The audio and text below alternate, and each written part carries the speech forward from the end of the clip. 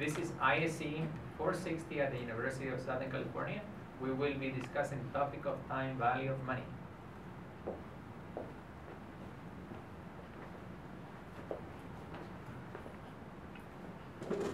Hello everyone.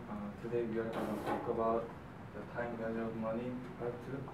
This is same as last week topic, but we are going to deal with different contents and concepts. So first, I want to introduce my colleagues. And this is Piotr and Andrzej Kovac and Stephanie Acebas and me, Yusuf Khan. And next. And the content we are going to talk about is and first nominal versus effective interest rates will be discussed by Peter. And Stephanie will talk about continuous compounding, and gradient series will be talked about by me about the arithmetic, and Andrea will talk about geometry gradient series, and he will also recap all the topics, and there is going to be Q&A. And Peter will. Alright, so for the first topic, nominal versus effective interest rates, first we have to define a few terms. First one is what a period is, which is a just any specific period of time, like a set amount of time. We can say a week, a month, a year could be one period. Those can be broken up into sub-periods. For a week, each day would be a sub-period of the week. The weeks would be a sub-period of the month, and so on. In the equations we come up with, or we use, periods will be denoted with capital N, and sub-periods with the capital M. So the nominal rate is given as R equals M times I sub M. I sub M is the effective interest rate per sub-period. The effective rate is given with I equals the quantity 1 plus I sub m all raised to the n power minus 1, which can be rewritten using the equation for nominal rate to below. And so I'm going to give an example that I came up with to try and show the difference between what nominal versus effective interest rate can get you. Okay, so imagine a few years from now you're married and you have a child, and then your child grows up to be a young Asian kid named Peter, and he throughout his life has shown that he is gifted intellectually, and he is accepted into Mensa International, which is the Society for High IQ Individuals. So your alma mater, USC, finds out about this and wants your child to come to the university. So they offer to give you a grant package that they will hold so that it gains interest. They give you 3 options. Option A is $25,000 with a nominal interest rate of 11% and 12 sub-periods. So annually, it's compounded monthly. Option B, $27,000 with 11%, but no sub-periods. Basically, it's compounded annually. Option C, $30,000 with a 9% interest rate, compounded monthly. So just based on these numbers, does anyone have like a preference, just right now? Can someone shout one out? Option A. Option A, you think that's the best? Okay, so calculated the effective interest rates, and pretty much for option B, nominal is the effective because M equals N. These are the effective rates for A and C. If you plug into the equation, you'll get all the future values. And you'll see that option A is the best option by a small margin over option B.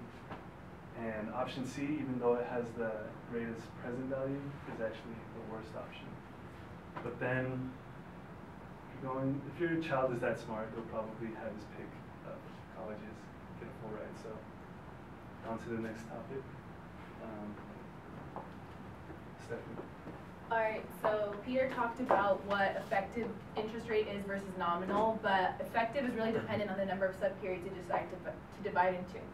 So, as he mentioned, we can do it annually, once a year, monthly, weekly, but what happened if the number of sub-periods was approaching infinity? So what would happen if we were compounding instantaneously, meaning the second that you finish compounding, you compound again. So this right here is our original equation for calculating future value given the present value. If we're taking the limit as n is approaching infinity, we're going to get this equation, and it has a lot to do with the actual numerical value of e. So the derivation, it's a little complicated, but it has to do with the actual value of e. As we approach infinity, though, we're going to get that the future value is equal to the principal amount times e raised to the effective rate versus the number of periods. And so as we can see, as n is increasing, so does the effective rate. The number of periods, because you have more opportunities to compound interest, you are going to end up with a larger amount, a larger final amount. Alright, so up here we're going to have a graphical representation, but to start off, continuous, this is our equation. We have a scenario where we're given $10,000 at 6% interest. And continuous just means that n is approaching infinity, but discrete is that we're assuming that there is a set number of periods. So as we can see, the continuous function is approaching infinity a bit quicker. Now this graph only illustrates from n equal to 50 periods, so it's not that close to infinity, but we can already see the difference between the two. Alright, so we're going to do a quick example. We're going to do on the board.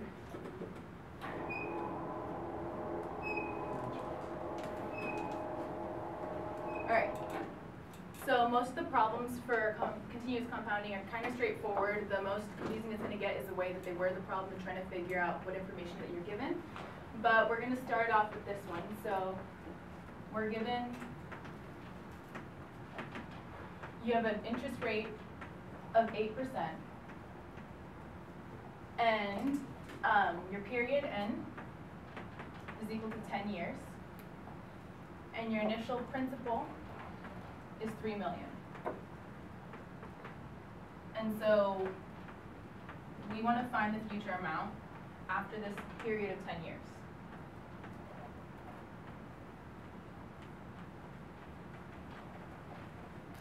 So for this equation, or for this example, it's essentially just plugging into the equation. So you get final is equal to principal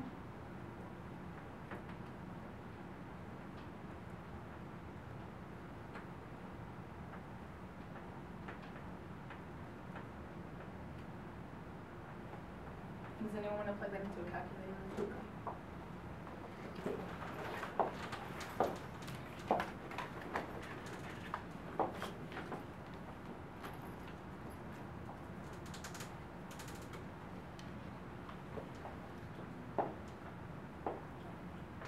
It's 6.68.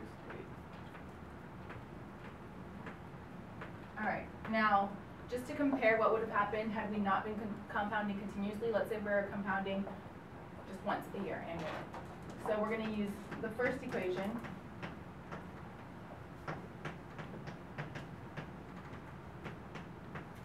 And then can somebody plug that one in?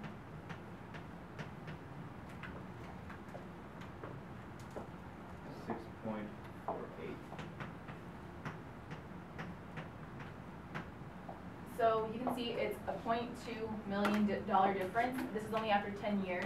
And this is already a big amount of money, but as you have a larger principal and as you have more periods to compound over more time, the difference is going to be more obvious.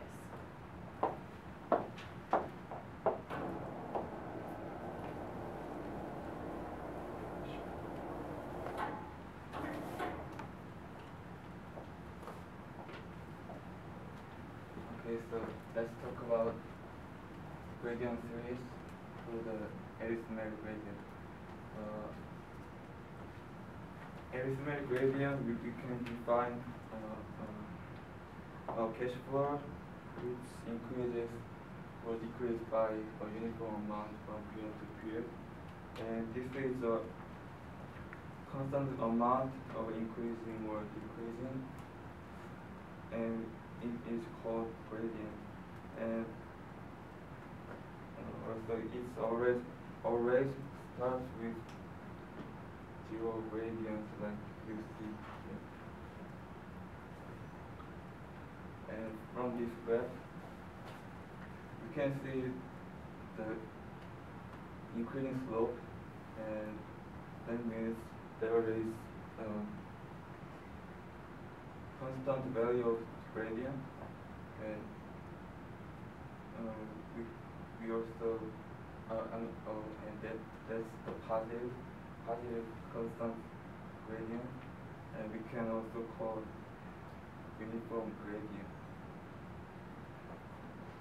And this is talking about, and this graph is annuity and gradient. The red line is annuity and blue line is gradient.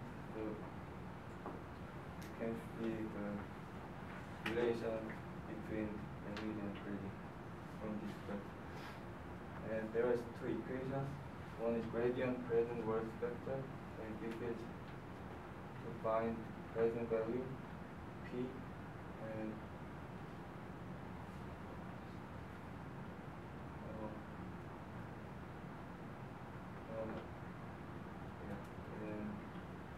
and this is gradient uniform series vector, and this is to find any value by given gradient.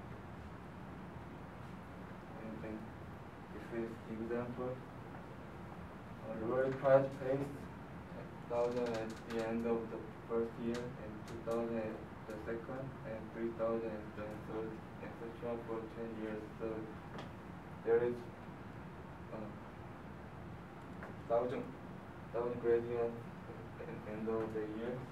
So, and if there is only one price in the lottery, 10,000 tickets are sold, and you can invest your money elsewhere at 50% interest. How much is each ticket worth on average? So we can see gradient 1,000 and the interest 15% and 20 period. And we need to find A first, N, which is annuity, and we can put this into the gradient series worth vector, and then we get 6,036. And after that we find P with A, and we get 39,841.17, and we are finding the value of the one ticket with the present value.